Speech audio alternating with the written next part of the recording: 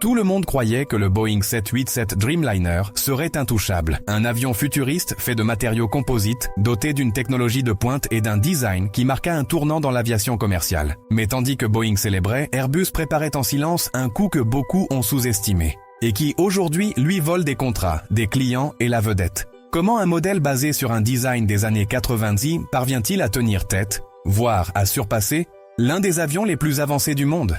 La réponse ne se résume pas simplement à prix ou technologie, c'est une histoire de stratégie, d'erreurs et de décisions clés qui ont changé le cours de la bataille aérienne la plus intense de ces dernières années. Et ce que vous allez découvrir aujourd'hui pourrait bien vous faire reconsidérer qui est réellement le roi des cieux. Au début des années 90, Airbus avait besoin d'un cheval de bataille capable de relier des villes situées à des milliers de kilomètres, sans faire exploser les coûts d'exploitation. La réponse fut l'A330. Un biréacteur à fuselage large qui, en peu de temps, devint le favori des compagnies aériennes du monde entier. Il n'était ni le plus rapide, ni le plus révolutionnaire, mais il avait quelque chose d'imbattable. Une combinaison de fiabilité, de polyvalence et d'efficacité rarement vue dans un avion commercial. Il pouvait opérer aussi bien sur des lignes moyen courrier que long courrier, s'adapter à différentes configurations de cabines et desservir des aéroports aux infrastructures très variées. Pour les compagnies, l'A330 était comme ce joueur qui ne fait pas toujours la une des journaux, mais qui ne rate jamais son match. Ainsi, pendant plus d'une décennie, il s'est assuré une place fixe dans les flottes les plus importantes de la planète.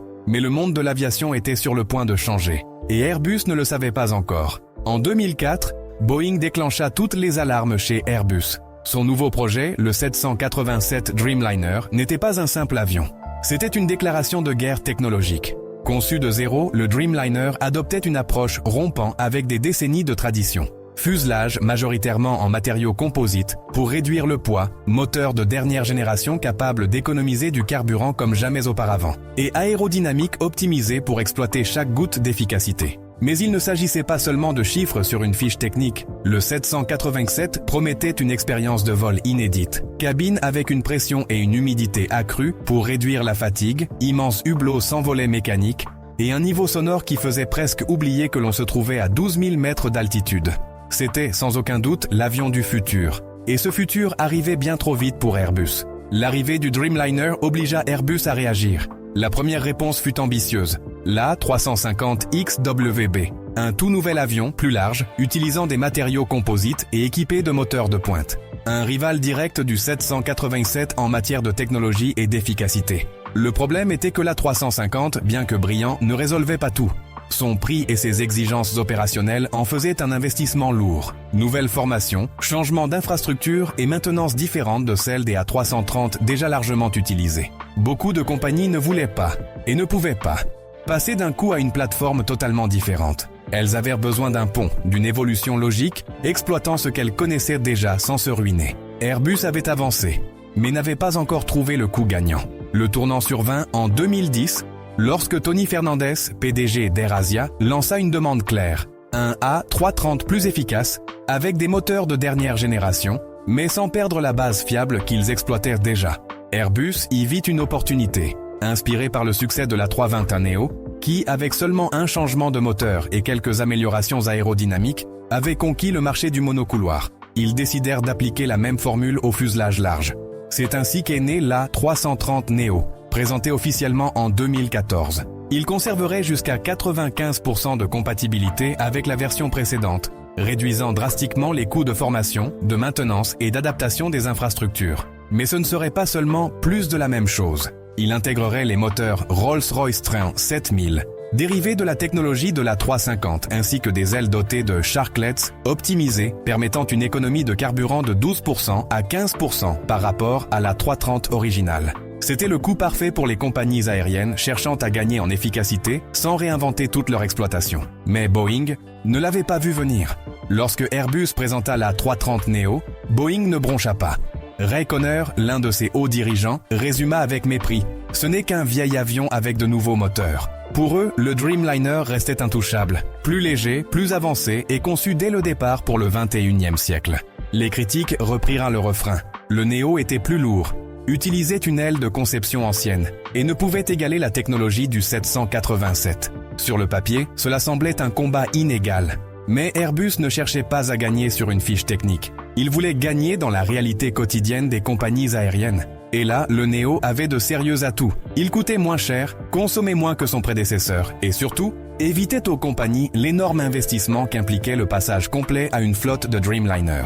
Tandis que Boeing mettait en avant sa technologie, Airbus proposait une offre que les compagnies pouvaient accepter sans hésiter, et le marché commença à prêter l'oreille. L'un des premiers coups clés vint d'Aer Lingus. En pleine reprise post-pandémie, ils avaient des besoins de renforcer leur flotte transatlantique sans risquer de retard de livraison ni dépenser une fortune. La solution fut d'intégrer deux A330, provenant de Qatar Airways, reconfigurés et prêts à voler avec une configuration optimisée. Avec des moteurs fiables et des coûts d'exploitation déjà maîtrisés, ils pouvaient maintenir leurs lignes les plus rentables sans modifier tout leur écosystème technique. En Asie, Cathay Pacific montra quelque chose de similaire.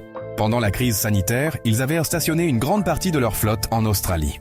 Réactiver chaque appareil représentait des milliers d'heures de travail, mais lorsque vint le moment de reprendre les vols, l'A330 demeurait un cheval de bataille fiable. Avec ses 250 et un siège et une maintenance bien rodée, il leur permit de retrouver rapidement de la capacité sans entrer dans le processus coûteux d'adaptation qu'aurait nécessité un 787. Et le cas le plus récent est celui de Vietjet. Tout laisse à penser qu'ils sont le client mystère derrière une commande de 20 A330 Neo. Pour eux, ce n'est pas seulement un avion. C'est une pièce stratégique pour étendre leur réseau long courrier, moderniser leur flotte et réduire leurs émissions. Le tout sans assumer l'impact financier d'un changement radical de plateforme. Trois contextes différents, un même schéma. L'A330 nouveau ne promet pas d'être le plus futuriste, mais il est celui qui résout précisément le problème que les compagnies aériennes affrontent aujourd'hui. Mais tandis que Boeing célébrait, Airbus préparait en silence un coup que beaucoup avaient sous-estimé et qui aujourd'hui lui vole contrats, clients et visibilité. Comment un modèle basé sur un design des années 90 parvient-il à tenir tête et même à surpasser l'un des avions les plus avancés du monde? La réponse n'est pas aussi simple que prix ou technologie. C'est une histoire de stratégie, d'erreurs et de décisions clés qui ont changé le cours de la bataille aérienne la plus intense de ces dernières années. Et ce que vous allez découvrir aujourd'hui pourrait bien vous amener à repenser qui est réellement le roi des cieux. La bataille en chiffres. Entre 2014 et 2019, tandis que le 787 faisait face à des problèmes de production et à des retards, Airbus a enregistré 477 commandes nettes pour la famille A330, y compris le Neo. Sur la même période, Boeing n'a réussi à décrocher que 47 commandes pour le Dreamliner dans le segment de capacité moyenne. Si l'on regarde le cumul historique, le constat reste frappant. 1211 commandes pour l'A330 contre 1160 pour les versions -8 et -9 du 787. Et cela, rappelons-le, avec un design né dans les années 90. Le Neo a trouvé sa force dans un créneau que Boeing a laissé vacant. Le segment des biréacteurs long courrier de capacité moyenne, où le 7878 s'avère trop cher pour de nombreuses compagnies aériennes. Ce vide sur le marché, combiné à des prix plus attractifs et à des livraisons plus ponctuelles, a permis à Airbus de séduire même des opérateurs historiquement fidèles à Boeing. Les chiffres ne mentent pas. À ce stade de la partie, le vieux avec de nouveaux moteurs est en train de gagner. Ce qui vient, pression maximale pour Boeing. Boeing se trouve maintenant face à un dilemme complexe. Pour contrer le succès de la 330 Neo, deux options s'offrent à lui, chacune comportant des risques significatifs.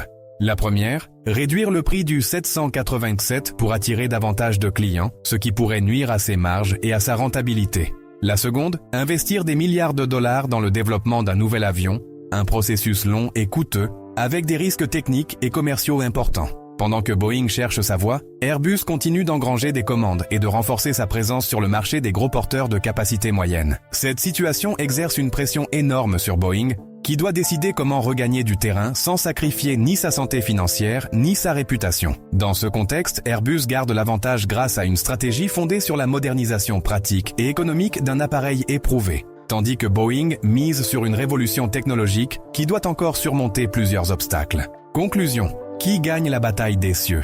Le duel entre l'Airbus A330 Neo et le Boeing 787. Dreamliner ne se résume pas à une question de technologie révolutionnaire ou de nouveaux matériaux ultra légers. C'est avant tout une bataille de stratégie et de priorité.